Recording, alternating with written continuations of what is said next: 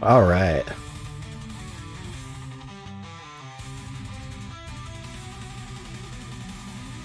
About time I got my ass on.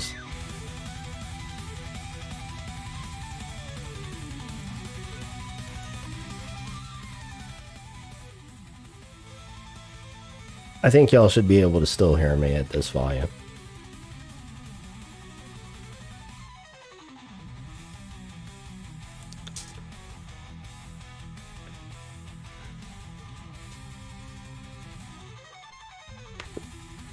Oh, man.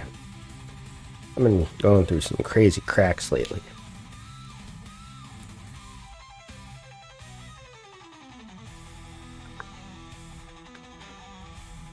Like, check this out.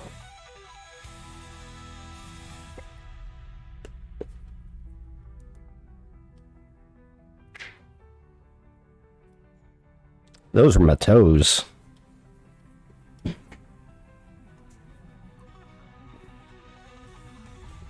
Here's my pinky toe.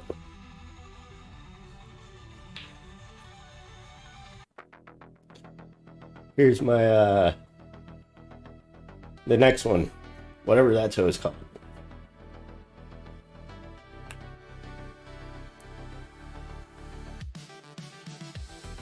That was my middle toe. Here's my index toe. That actually wasn't my index toe. That was my elbow over here.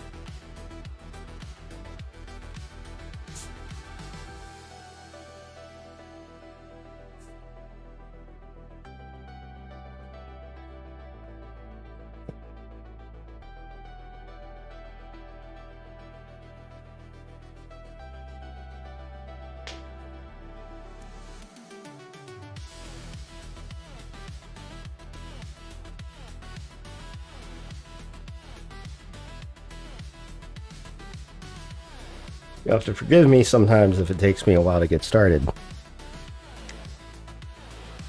Because my body sometimes does not listen to me.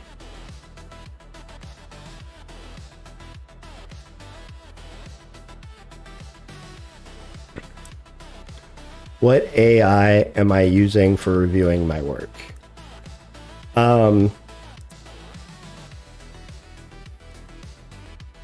DeepSeek, but specifically through the use of a tool called Aider.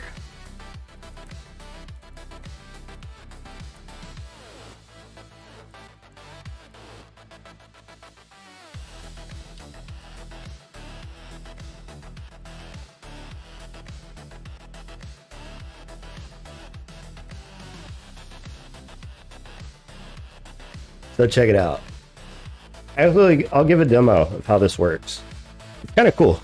Like, in previous streams, I used Aider to iterate upon the code, and I was actually able to kind of get some actionable ideas out of it. And I started keeping these all in a specific log so that I could incrementally start and stop sessions with like single iterations, because what I've noticed is that the more you talk to the LLM, like the longer your conversation gets, the less useful it becomes. And what is useful though is because you still want lots of interaction over an iterating idea. One way you can do this is by handling individual interactions on a per conversation basis and just have lots of conversations using each iteration as you kind of act upon it, right? Is that just because you wind up with a big fat innavigable? No, well,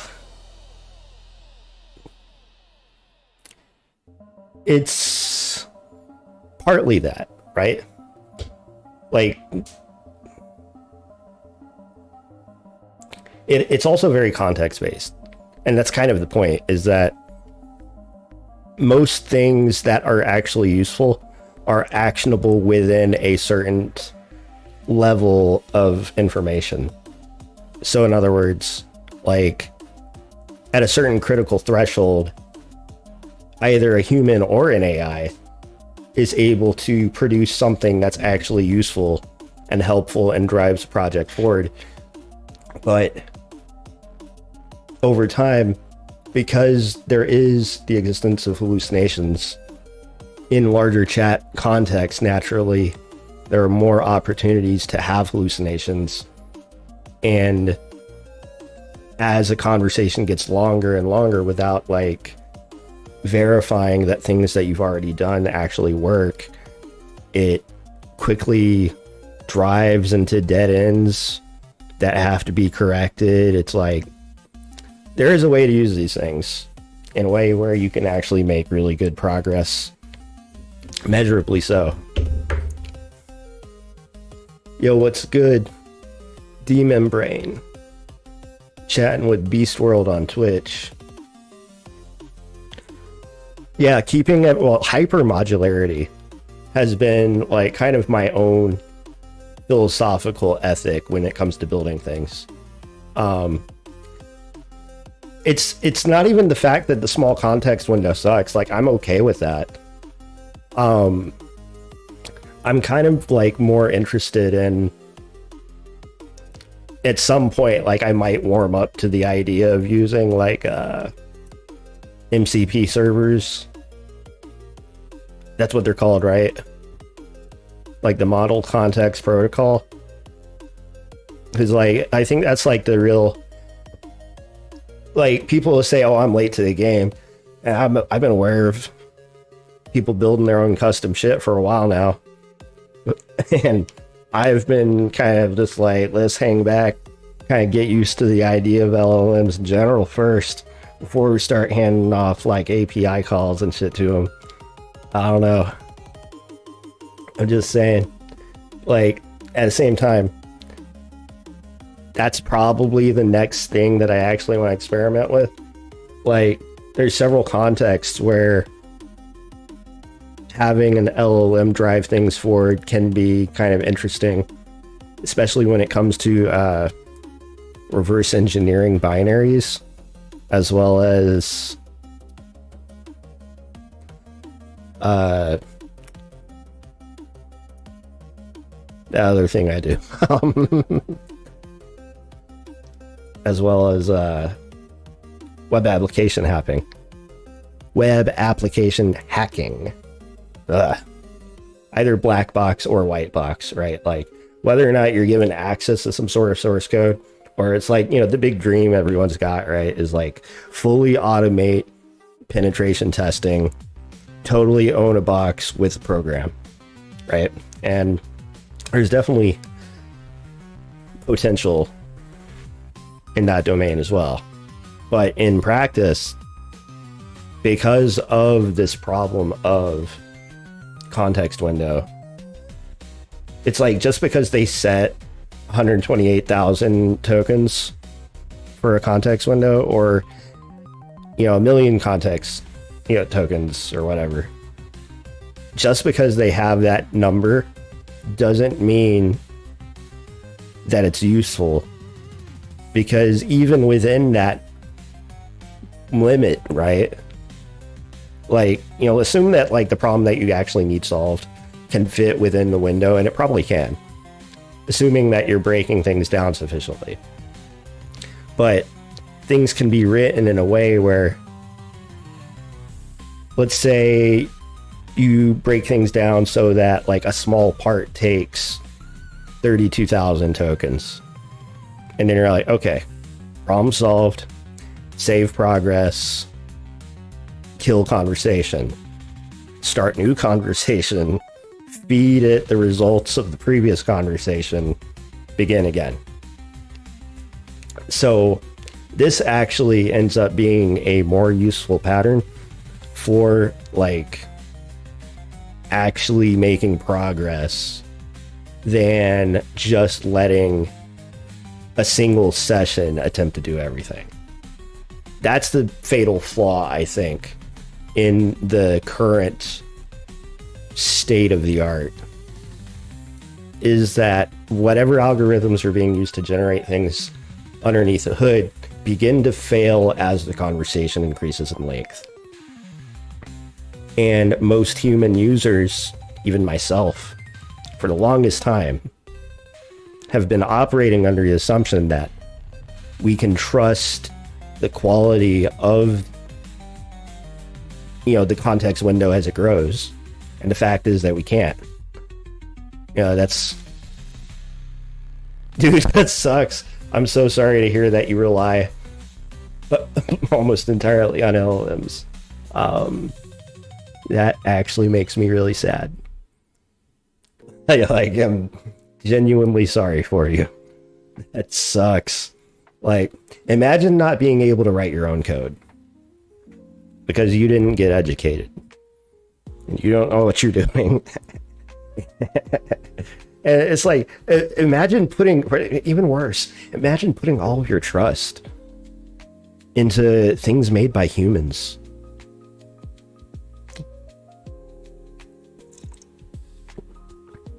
To make things safe, to build things in a quality way. When the reality is that underneath the hood, what's actually happening is basically like Tyrell Bigham's copying and pasting text from like one window to another.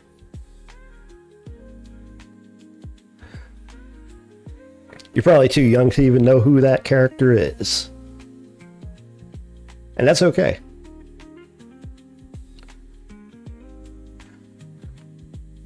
That's what you were doing before LLMs though. See, even then, like, I have been aware of the dangers of copy paste type program, probably because you're referencing like getting a solution off Stack Overflow or something like that.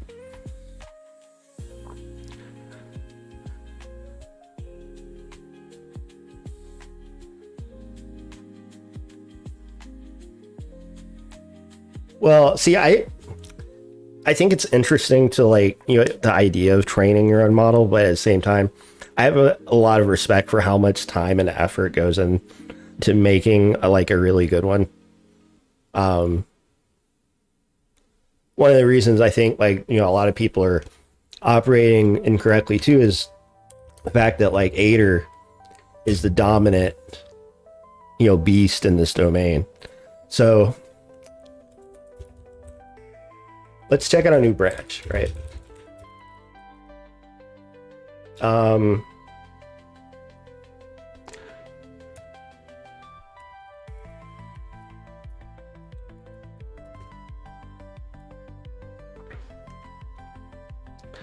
So I'm building the whole game, including the unit tests. We implemented unit tests recently, and we have the beginning of a framework where we can actually write tests. And it's kind of cool because I can simulate the game now without ever actually rendering it. And so there is apparently a bug when we go to get the value of hero dead, it is apparently true. And it should not be true because the hero should not be dead. So we actually have something to fix, right?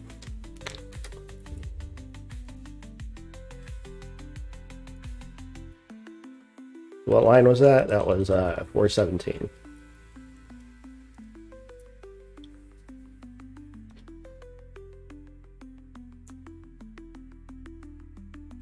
So if we wanted to, use the AI to do something useful here, because I already kind of know what I need to do to get in and fix this, and this is kind of a simple bug, but we want to let the AI kind of take a stab at it. Here's what we do.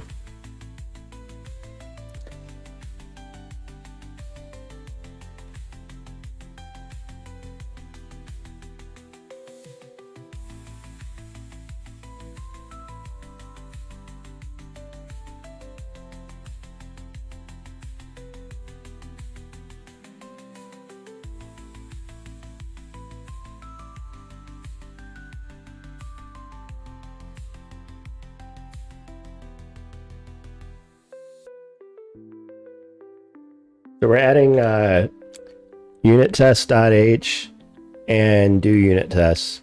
Do unit test simply builds the unit tests, including the game code itself, and runs it, right? So I actually think we should put this back in there.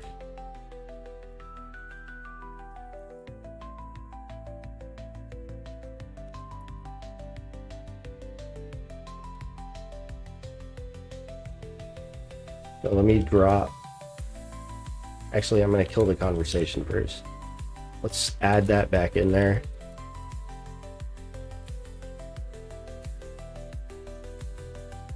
All right, now we're going to go and start a DeepSeek chat. We're going to add those two files again. And then I'm going to set it to ask instead of actually code.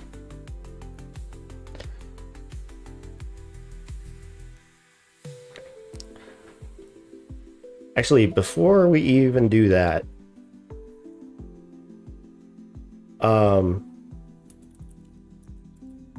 let's also add game state.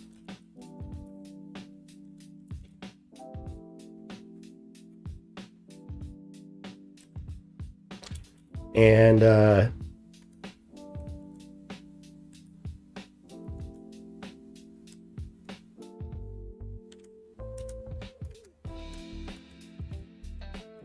we're going to copy this in. We'll say hello.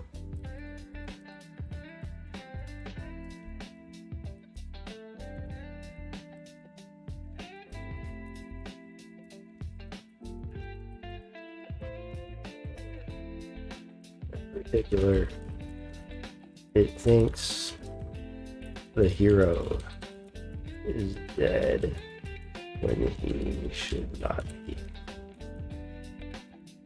I have an idea of what is going wrong and kind of where, but I'm not 100%.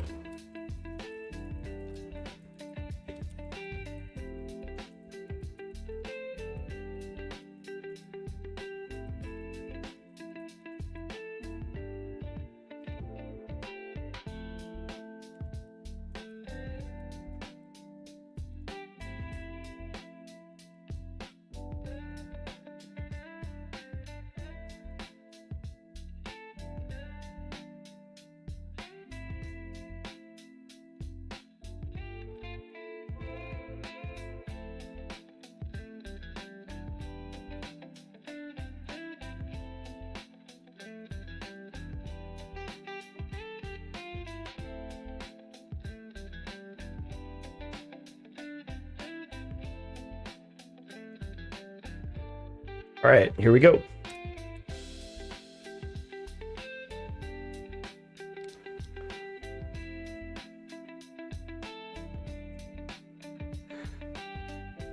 Yeah, kind of like test modules.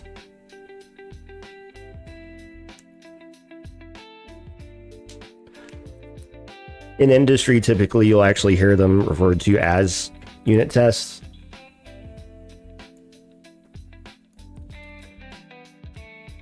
All right.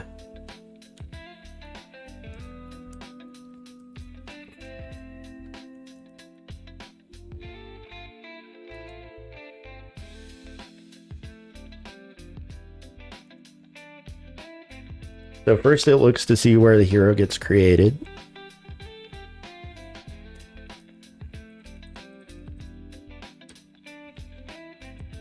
NPC set default. But then in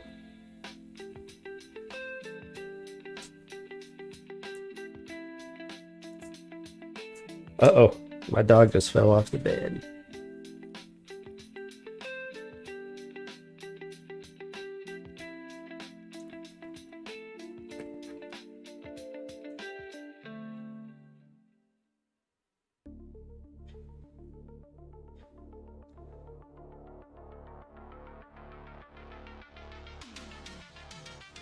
So in create player with, we accidentally set it to true.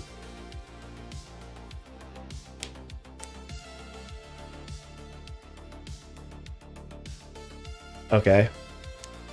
So let's go to create player with.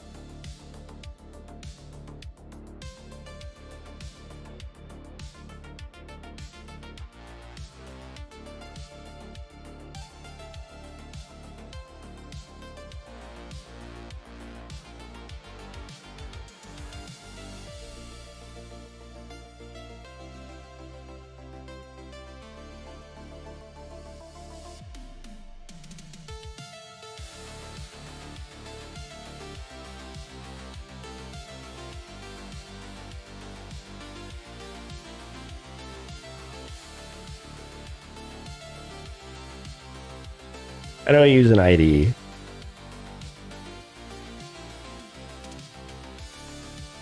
This is NeoVim. I'm on Linux.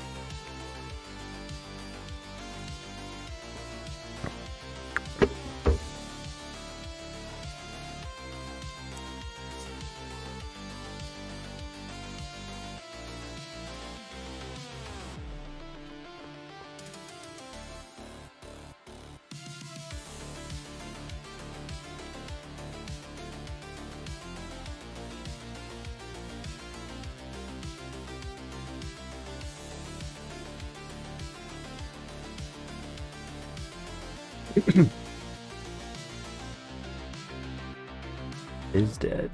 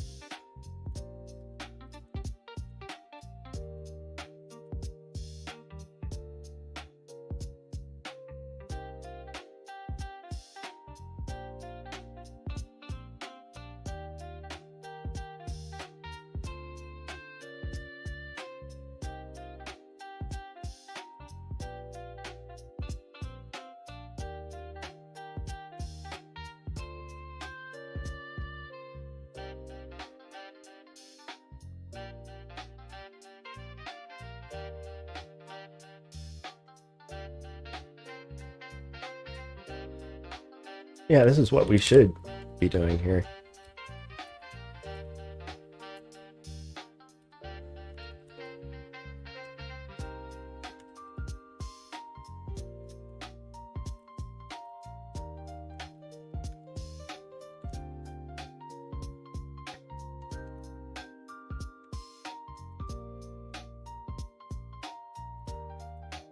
All right, check it out.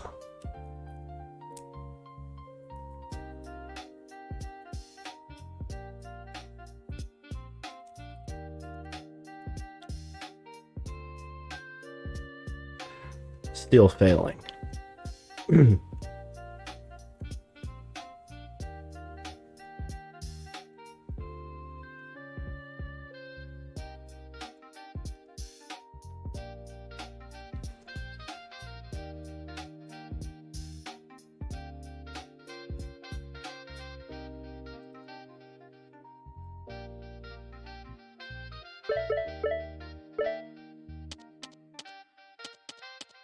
I wonder if he's being killed.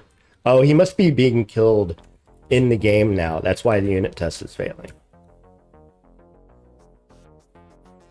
Because I reintroduced,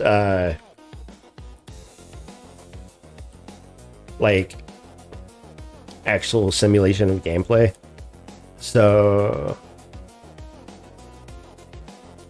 3, 4. So let's like not simulate that right now, so that we just test things after game creation.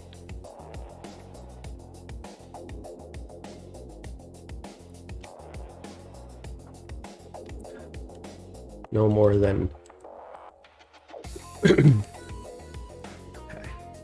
Yeah, because the nature of these tests has changed.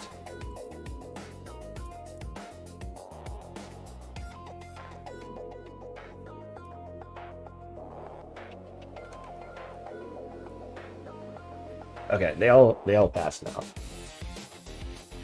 Okay. So that was a successful go.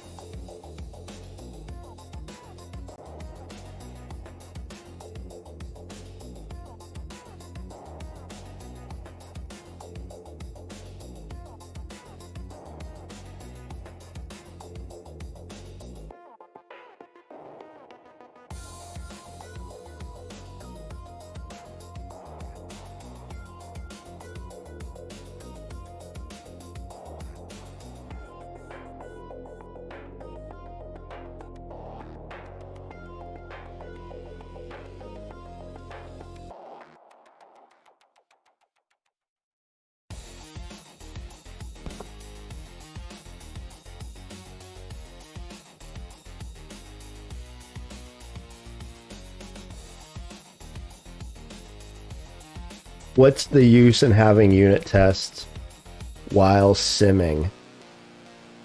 I don't understand that question. I don't understand, or is that a mistake either? The use of having a unit test is to make sure that you cover all of your edge cases and that your functions are free from bugs, and that your program works as intended.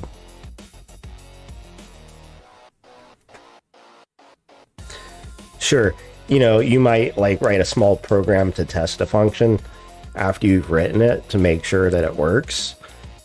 But this isn't a very formal way to like go about testing. The whole point of like having a big batch of different tests is that the larger your program gets, the more complicated things get.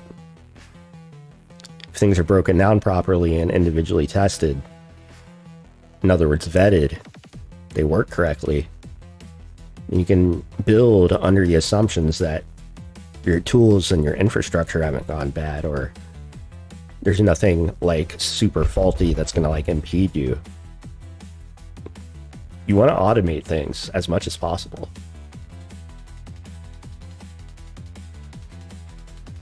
Oh, no. No, the original fail. No, sorry. That happened rather quickly. Okay, so this was old, right? So I no longer need this. This was from an old test, but this was a separate issue. We hadn't gotten to this because I immediately recognized that. But when it came to actually testing whether or not the hero was dead or not, this line was failing. And I actually got the AI to recognize, oh, hey, we're not properly setting the dead component for the hero at game creation.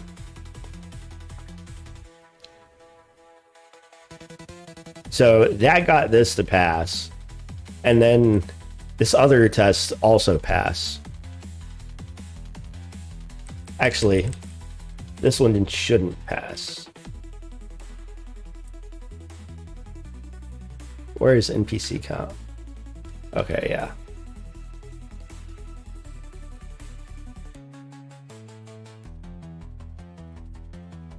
Yeah, on the first floor, there's like one monster.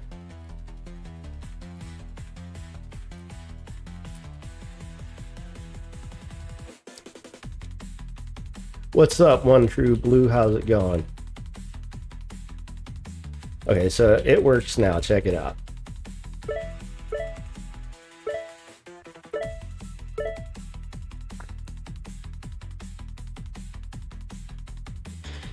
Okay, so what is wrong? What is wrong?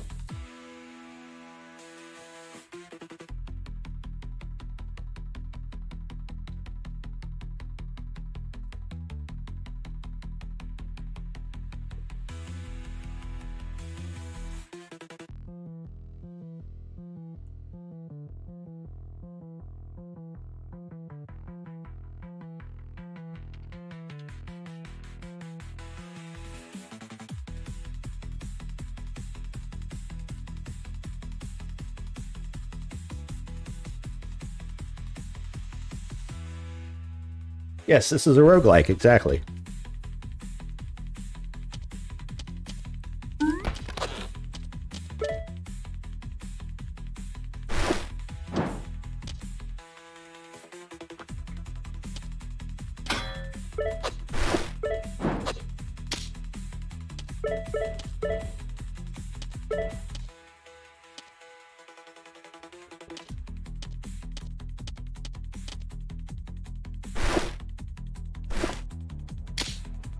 Oh, I got hit.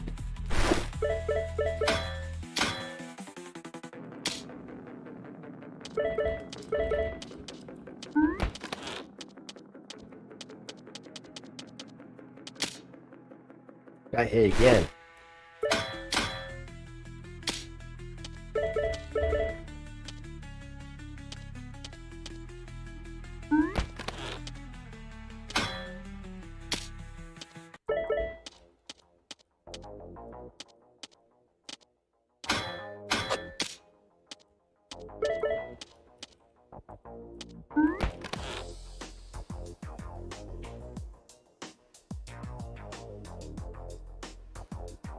Exile 3. Interesting.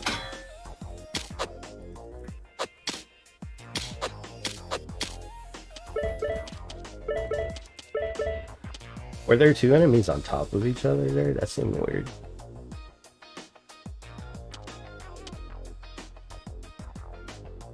Okay, so like I've been like officially working on this game for just a little bit over a year now.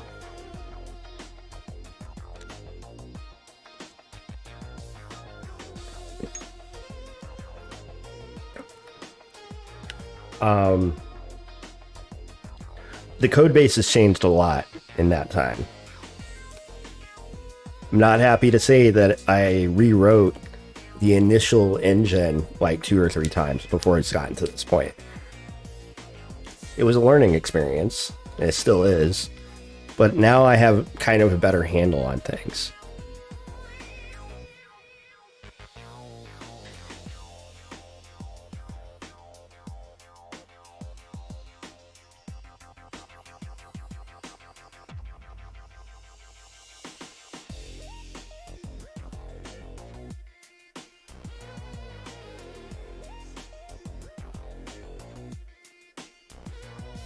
Don't ask me when it's gonna be ended, because just like any good game, you know, it's potentially the kind of thing that could be developed on for a long time. There's a lot that I want to add still. There's a lot that needs to be added. This is not exactly my first game, but it's the furthest I've taken any game so far.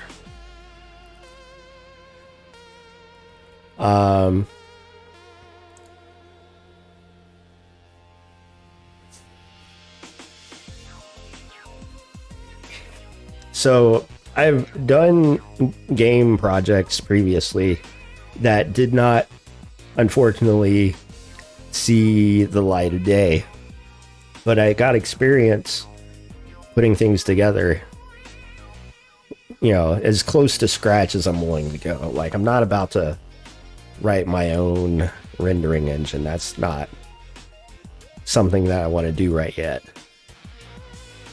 But that said,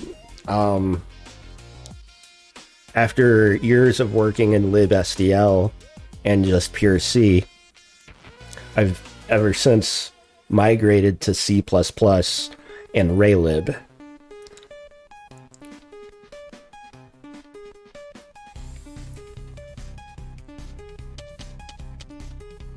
So check it out.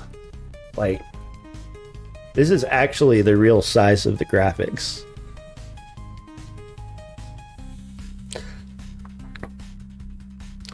Well, in C, I was originally working on a shoot 'em up.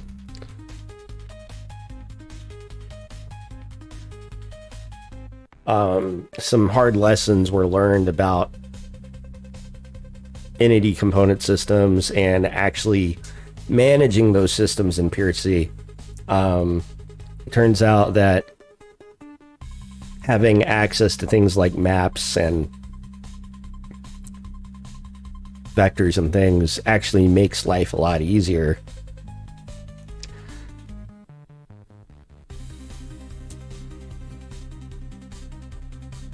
Let's play from up here. Oh, I've already killed everyone.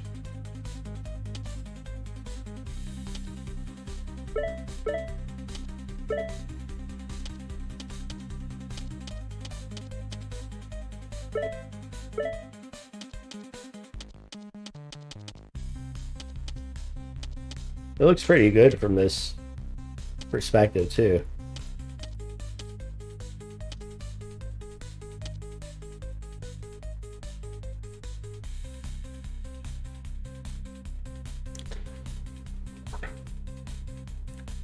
So there were a couple things that I wanted to work on. I had this idea for a visual flare where at certain zoom levels we would get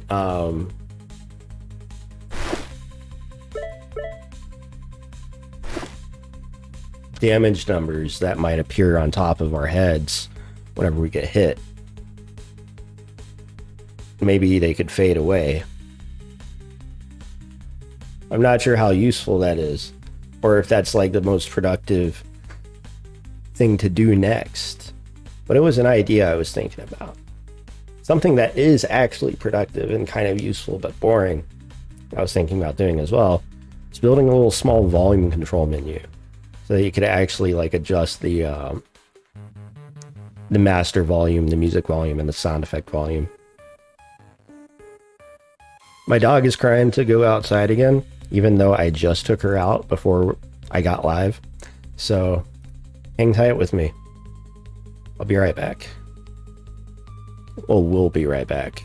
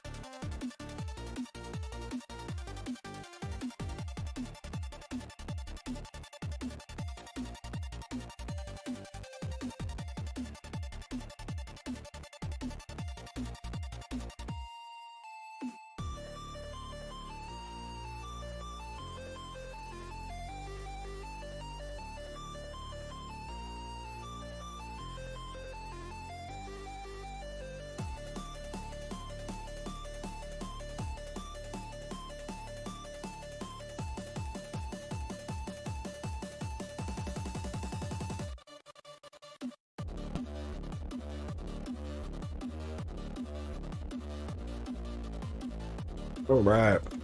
What's up, Dulce? I'm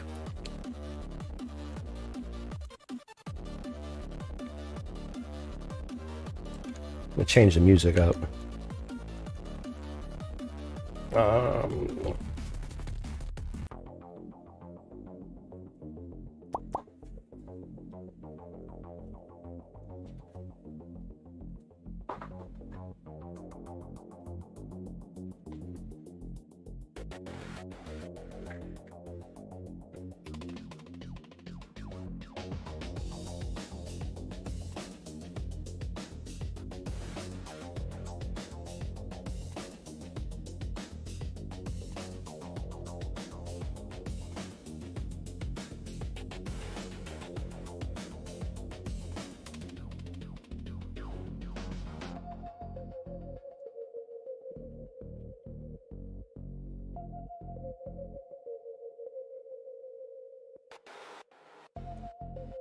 Oh, you're making a language. Nice.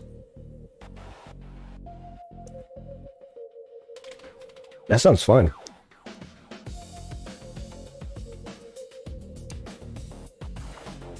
But yeah, writing garbage collector sounds like a pain in the fucking ass. Real talk. Nothing wrong with that either. It just... There's a lot of moving parts.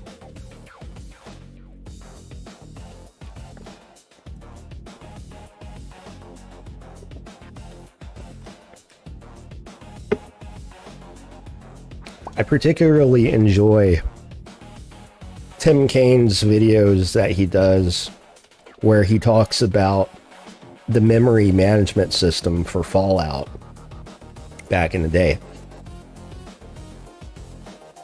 Apparently it was pretty good. You have to consider the time that game came out. Systems were rather slow. They had low amounts of memory.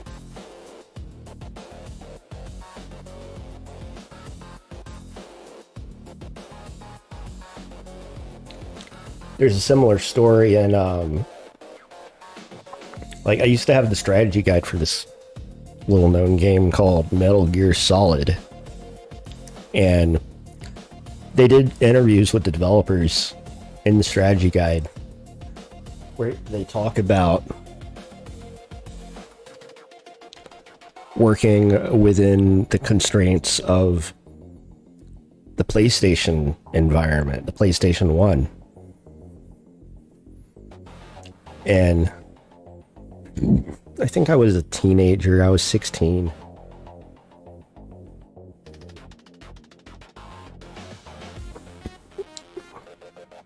And I just remember developing a really strong sense of appreciation of the kind of programming required to work in that environment.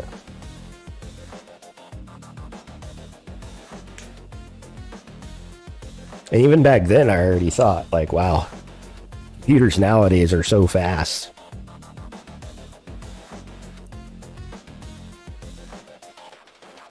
My animals just won't calm the fuck down. Jesus. You give them snacks, and now it's like, oh, we run this shit. Yeah, y'all chill out.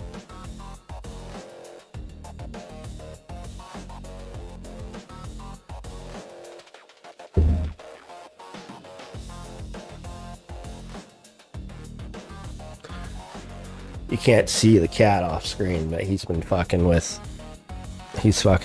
my dog. And then sometimes, because she's blind and she wants to adjust position on the bed, she'll attempt to start digging where my cat's at. And the cat freaks out, and he's like, oh, I gotta defend myself now. Sometimes I don't think he recognizes that she's blind. He definitely takes advantage of the fact that she's old, though. He's always trying to steal her food. Oh, yeah, speak of the devil. If I just turn the camera just a notch.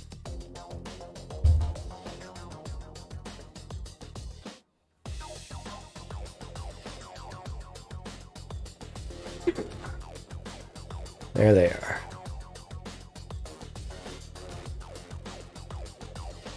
Yeah, no, I mean, he talks about the memory profiler, or rather the memory management system, more than once. His stories of also, like, debugging the compiler. It's just like, you know, we have it pretty good nowadays, but at the same time, it's kind of nice to see that people were so ahead of the game in the past.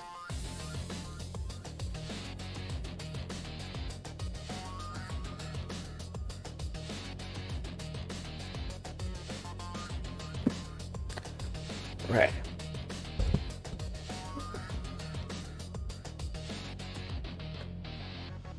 So what are we doing now? Let's check everything in.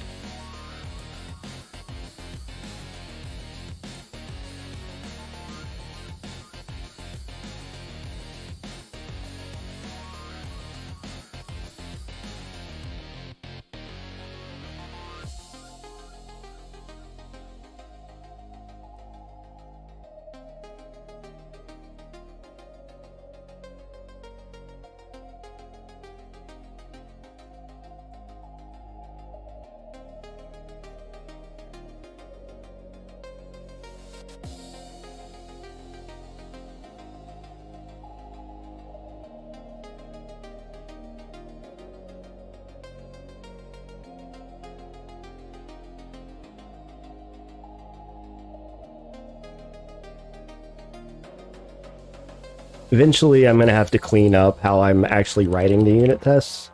Because at the moment, you know, the only real solution here is to shove everything into one file. I could eventually break things up into individual, like, specific unit test files. But I haven't done that yet.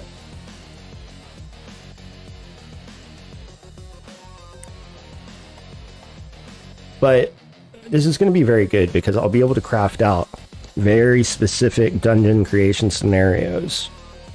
Like, for instance, if I want to test a new weapon that I create, or if I want to test battling a new monster automatically, or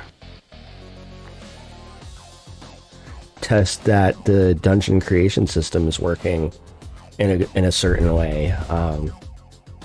There's a lot of different things that we can do from this perspective.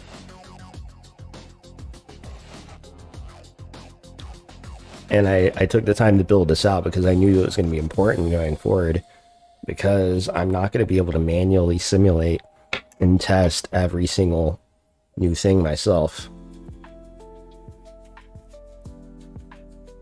And nor should I be, although experiencing something working for the first time in the game is kind of a nice sensation, to say the least.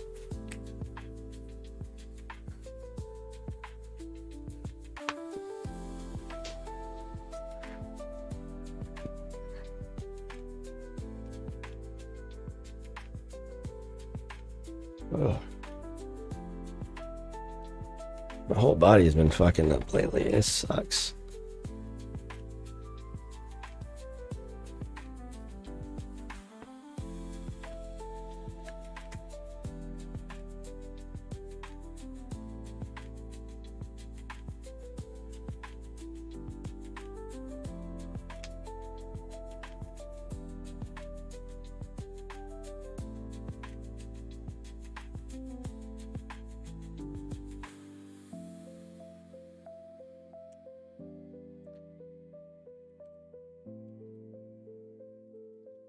game state is a monster now. However, the number of files that we are actually working with has been significantly reduced. That said, though, there's still probably opportunities to actually eliminate some, but we've gone down a significant number.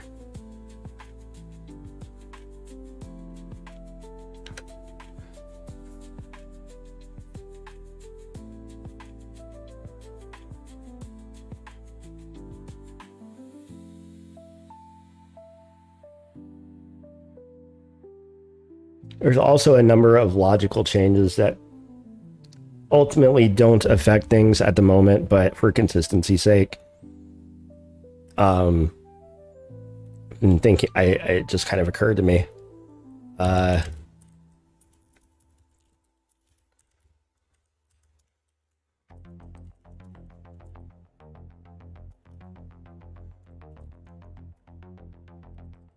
Like, instead of using a define TX box wouldn't count,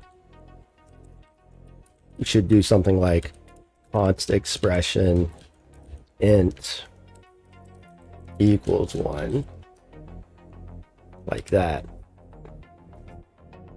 And that's like a marginal improvement, instead of like having some preprocessor directive do the thing for you. But like I said, doesn't matter right now.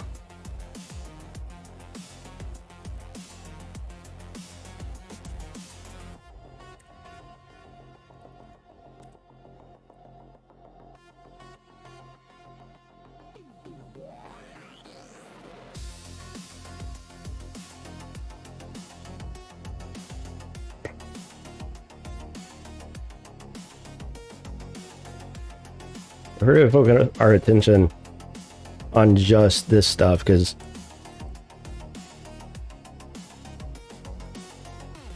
these might be fixed now.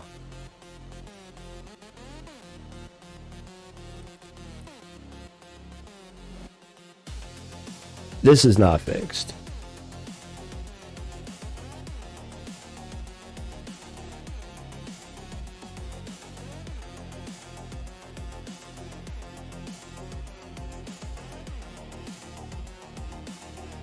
An algorithm bug.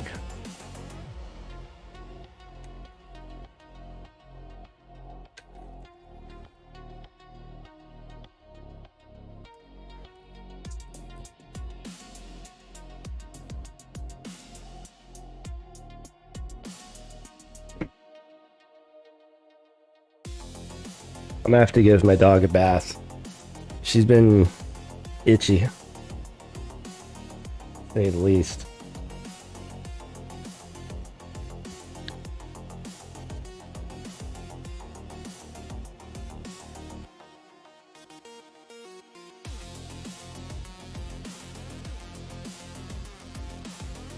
Okay, we actually completed this.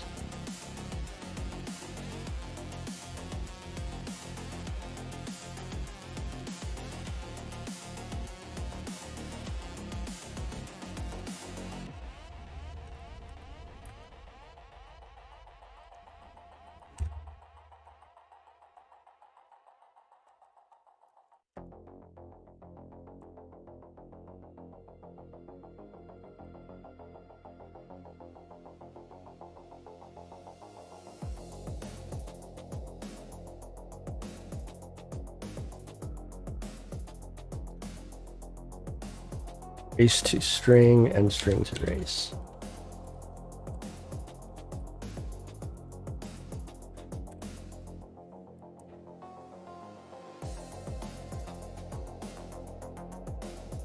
Yeah. We don't want to have to manage some order of things here, right? Like, we would prefer to be able to, instantly calculate or compute something.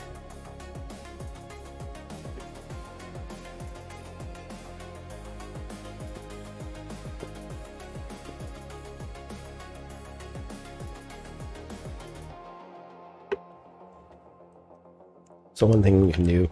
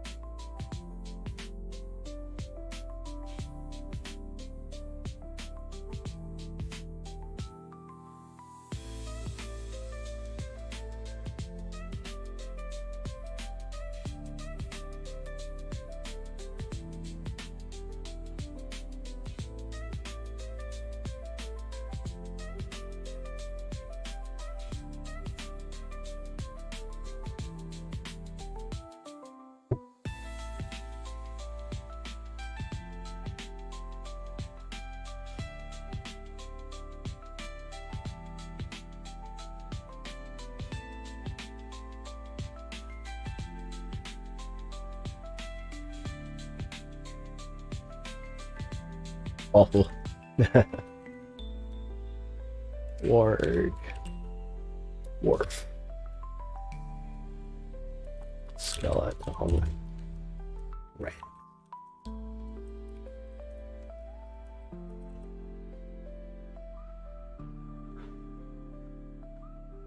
Oh, I didn't write down zombie.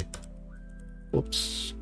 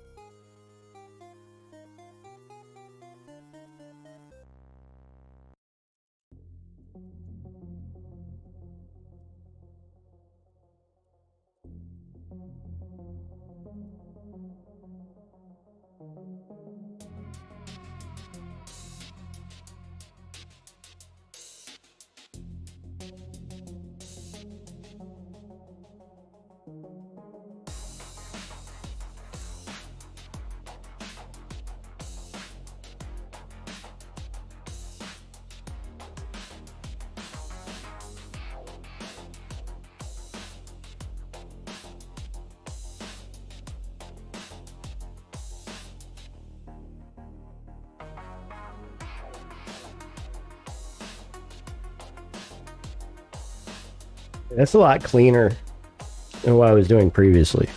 A lot more easy to manage too.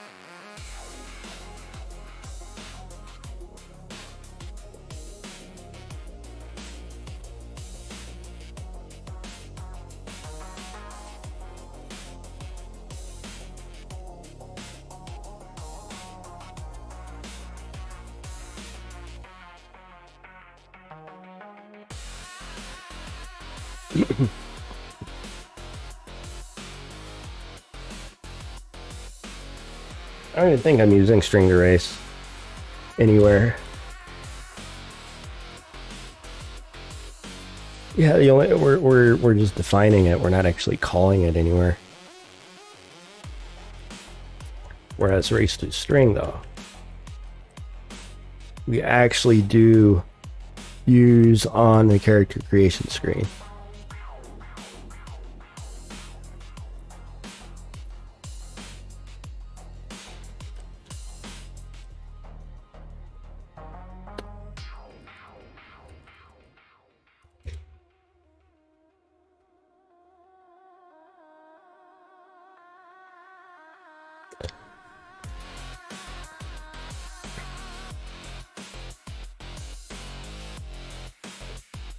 All right, so there's some definite changes that are coming soon.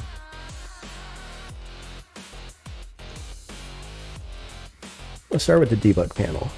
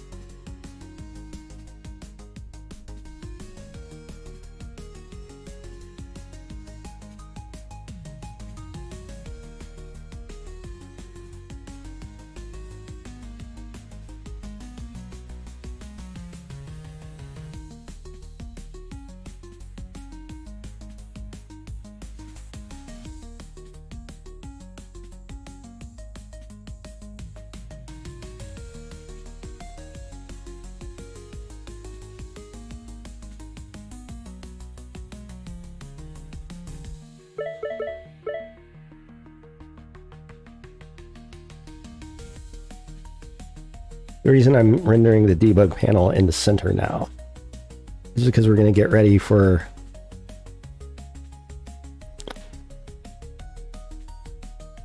a selection menu to pop up on the left-hand side.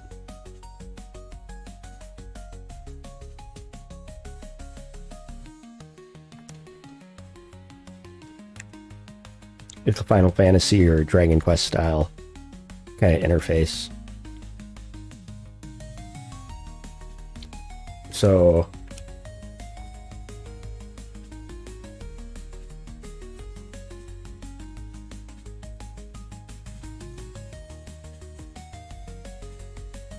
I'm going to call it the action menu.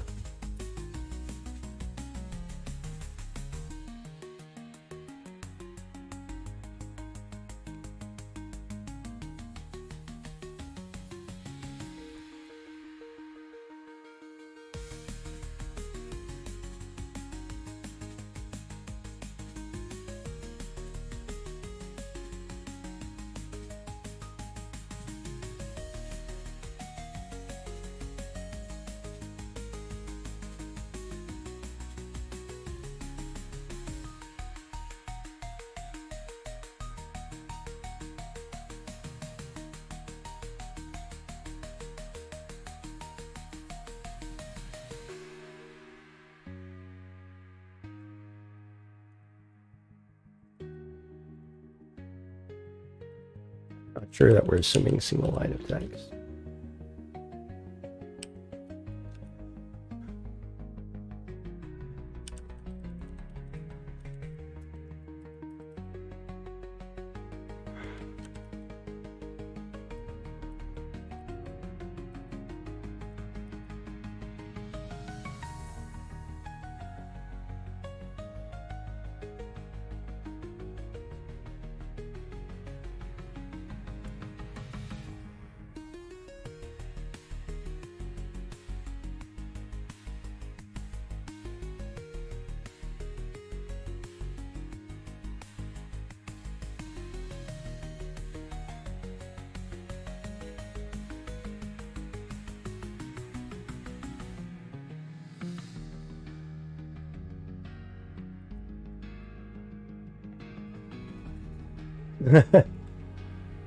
What's happening, Buzztronic?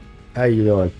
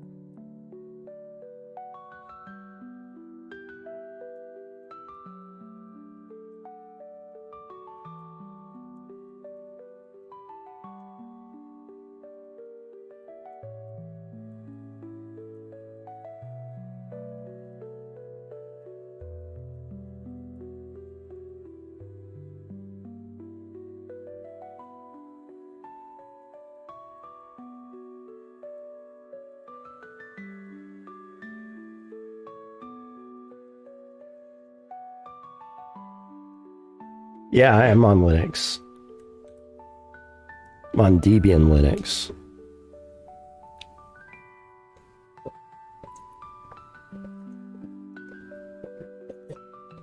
Made famous by the television show Mr. Robot because Kali Linux.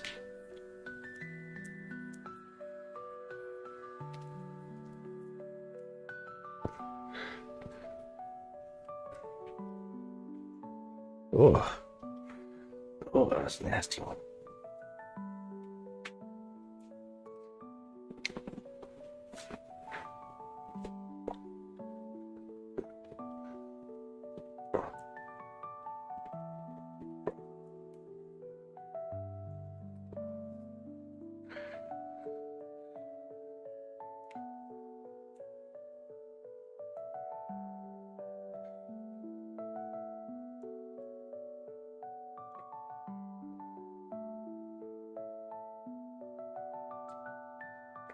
No, I can't really help you. Unfortunately, malware analysis is not my department.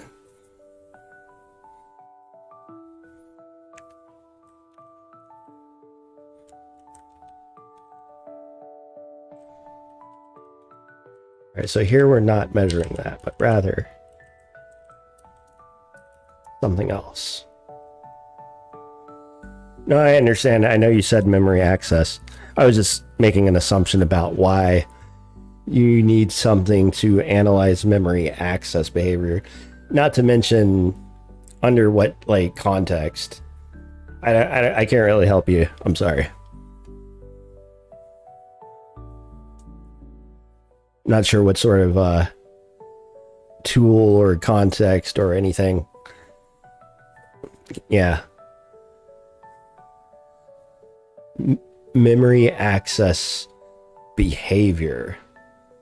The only reason that I could think of doing these things, or if I were doing some sort of memory profiling on my game, or if I was studying malware, like I said, or like vetting my operating system somehow,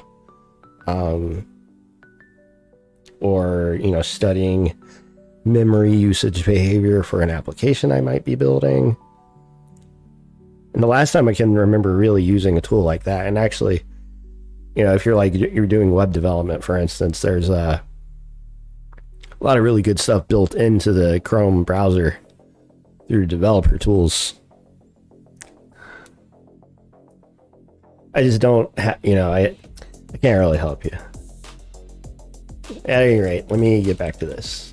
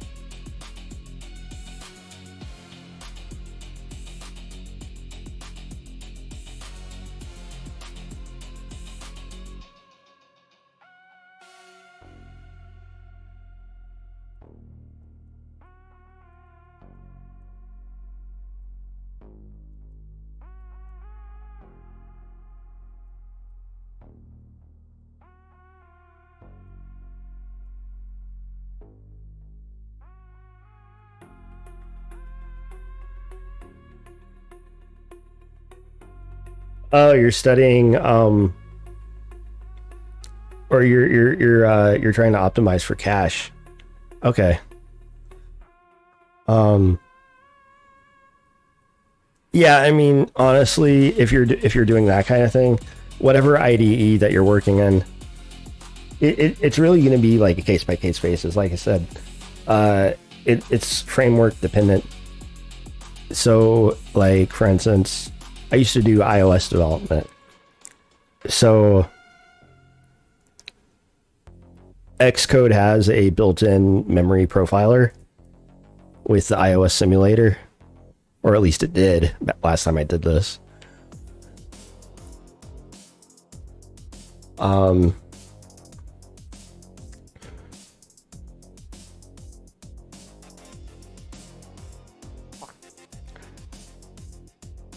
You might want to look into other tools as well, like Valgrind is kind of related. Valgrind can help you find leaks. Not to mention, if you have some basic techniques under your belt for identifying like bottlenecks in performance, then you'll be able to actually channel in to the part of your program that is slowest and be able to focus all of your effort there.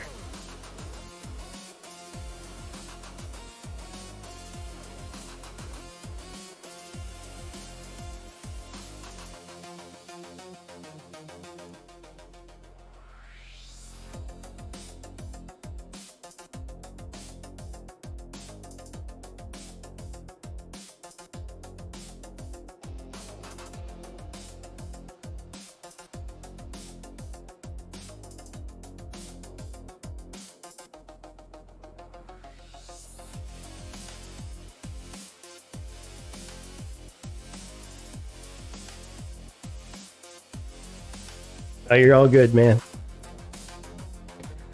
Best of luck with, oh, perf. You know, I've never used perf. That's something I need to use, so I'm glad that you said something.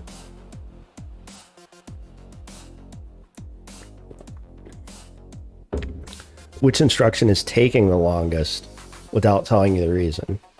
Well, that's still a pretty good start, because then you can take a look at that instruction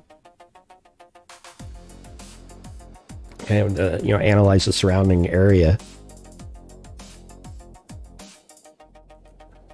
Is that like similar to like flame graphs? I don't know if you ever messed with that one too. That's also a pretty good one. Like you can identify like which function takes the longest by like profiling it.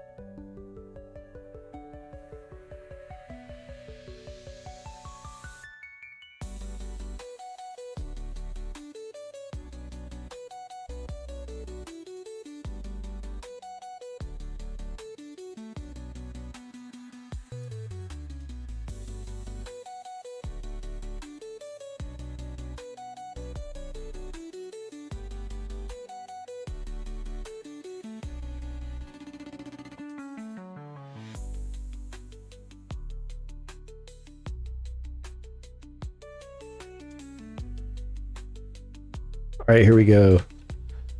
So now we got an action menu, right? But we don't have a way to actually call it yet.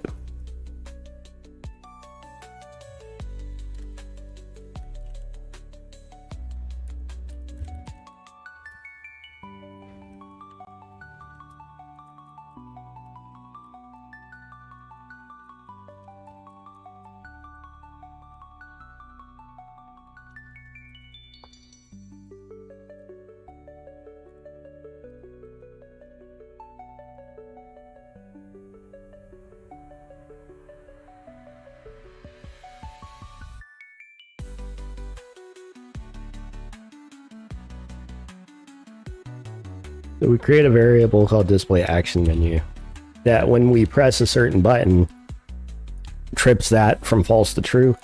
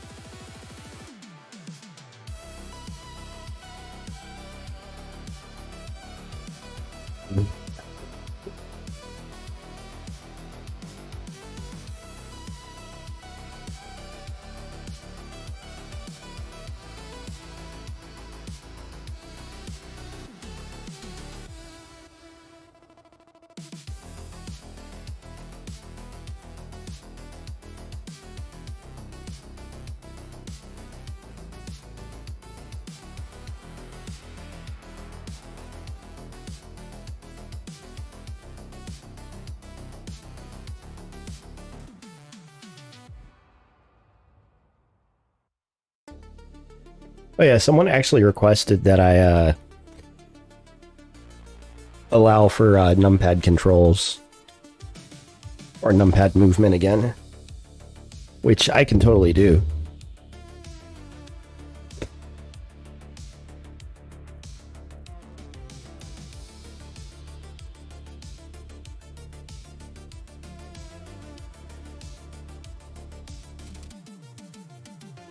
Yeah, a lot of people who are on like laptop don't have numpads, or people who are using those unfortunately tiny keyboards.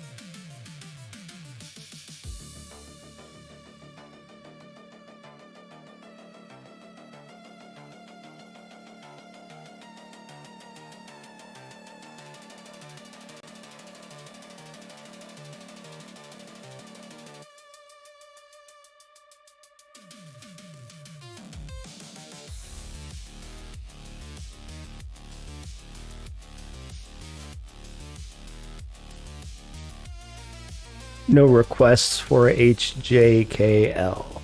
Hell no. God almighty.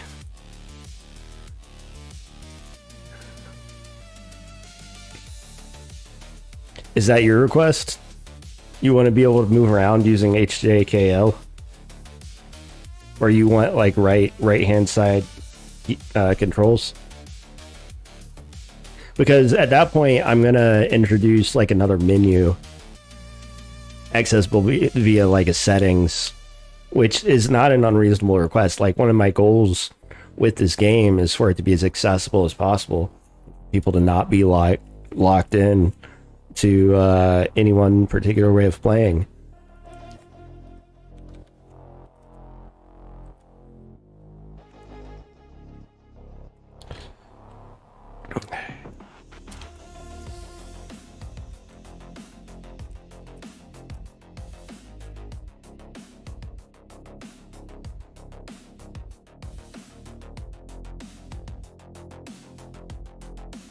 Now this is a part that I can't exactly unit test. It's currently playable now in the web browser. I've tested it heavily on desktop. It plays on laptop as well too. But it also loads in on phone.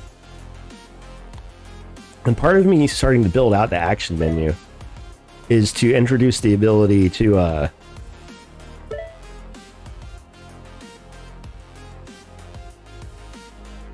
like have custom like menus that like would be accessible from the phone, because with the phone you don't even have a keyboard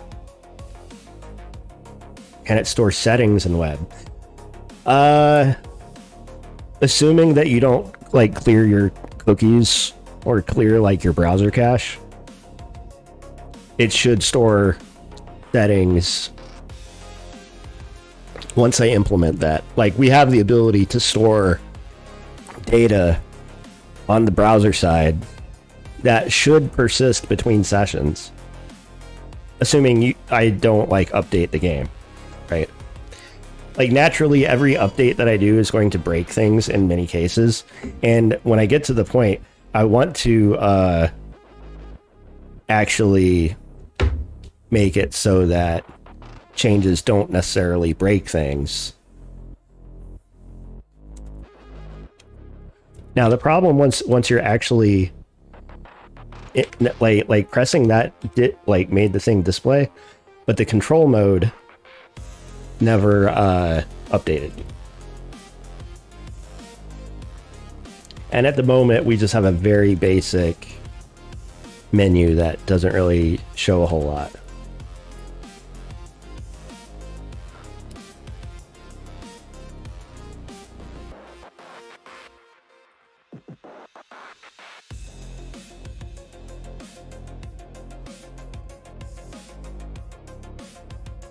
So this is debug panel, right?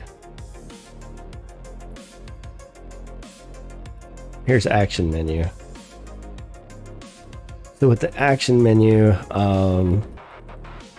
Y plus 10.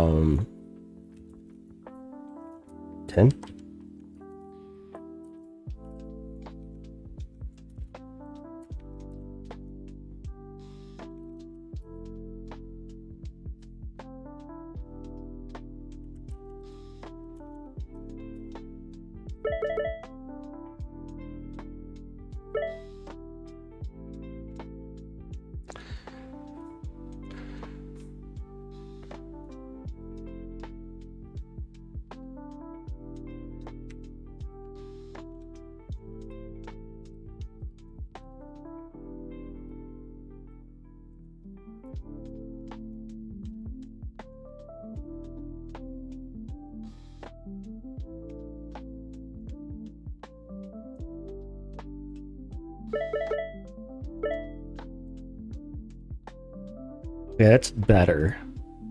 But the height is still way too high. Like,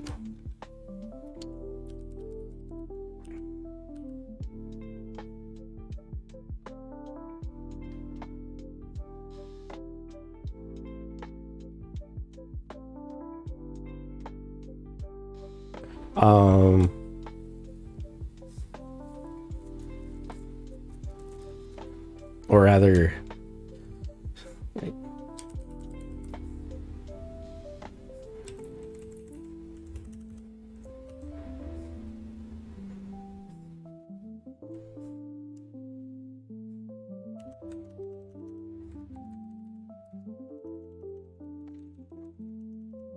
let's simplify things. Take it easy and have a good one. Thanks for joining, and I appreciate you following me on Twitch.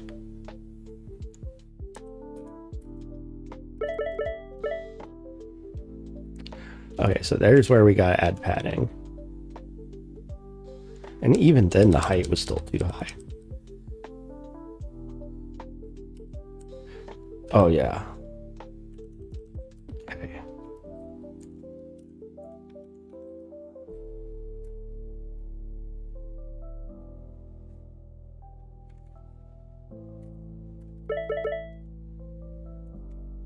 Okay, so now we gotta add the padding. All right, so for the rectangle, well, 10 on the left and 10 on the right, so that's why we have WP. We want 10 up top and 10 on the bottom. That's why we want HP.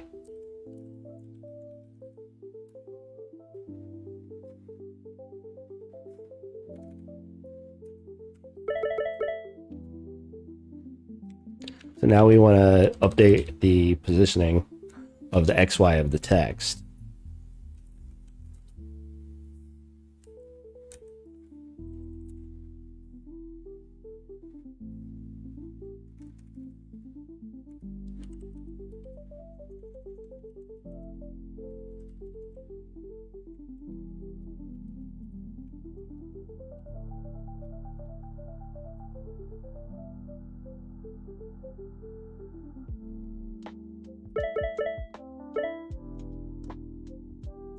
And that looks pretty clean. But then we come to the issue of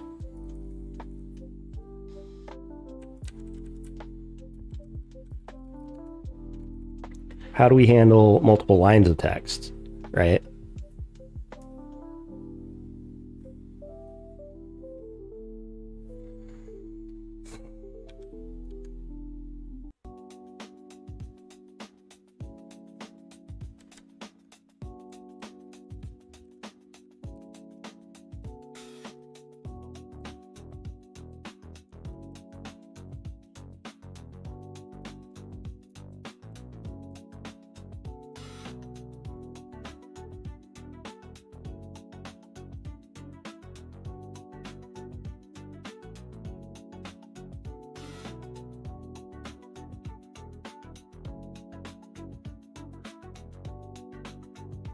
Better yet, instead of actually hard coding it in numtext here, we'll just go ahead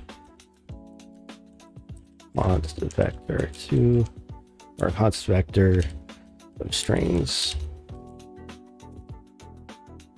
actions.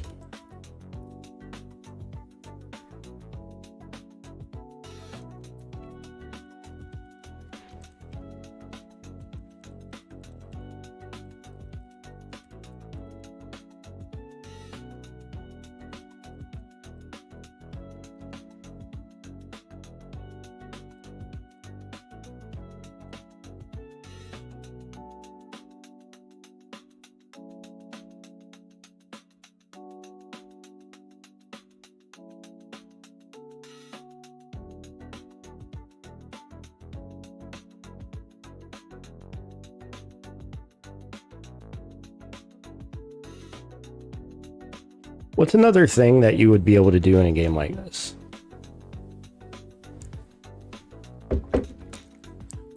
And really, what you're able to do might have different contexts. Certain things may or may not show up.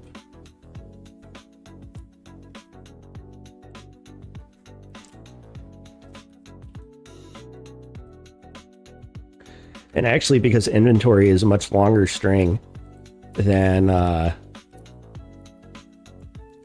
that attack,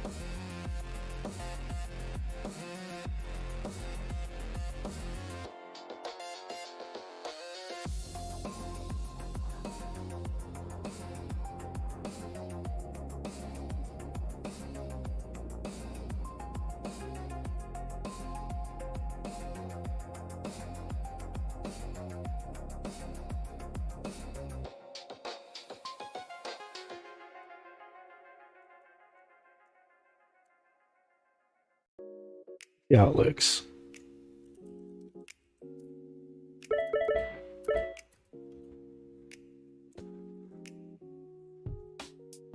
That does not look bad.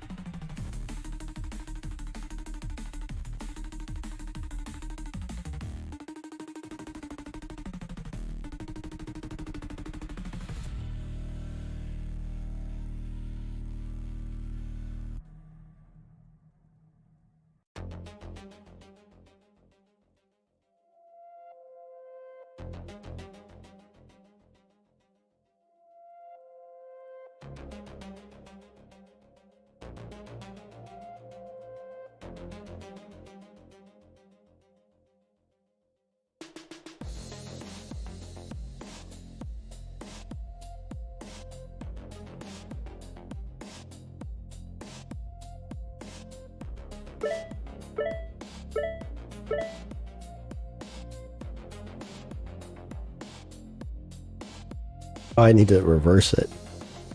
Down is up and up is down.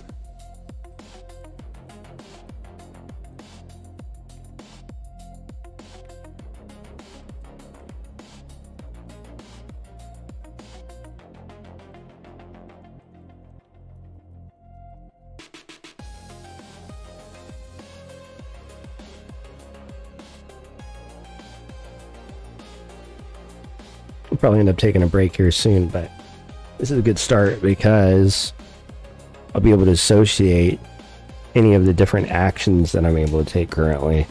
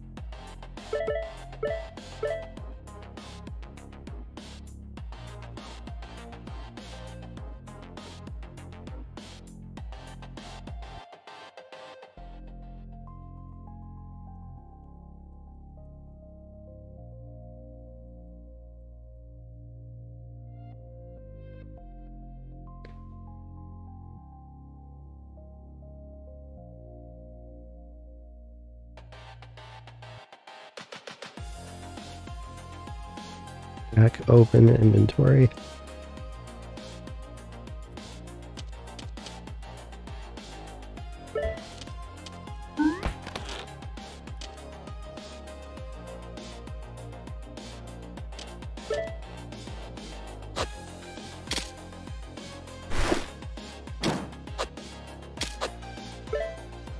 Got me.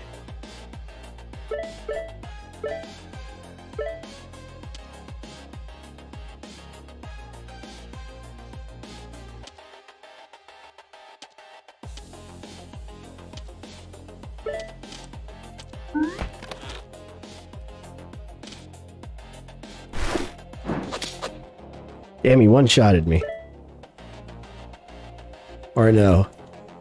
He missed it first, and then I missed, and then he killed me in one shot.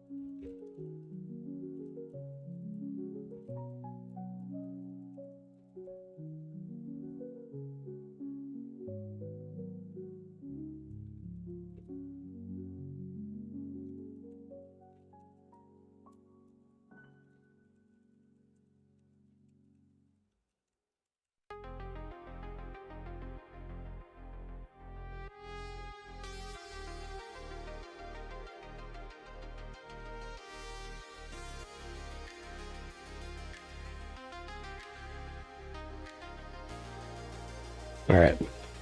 I'm going to go and take a break, y'all. I want to thank everyone for joining. It's always a pleasure. I'll probably get back on here in the next day or two. Maybe do a New Year's stream.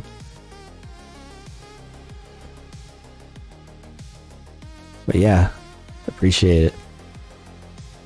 Yo, go check out the game. I love you.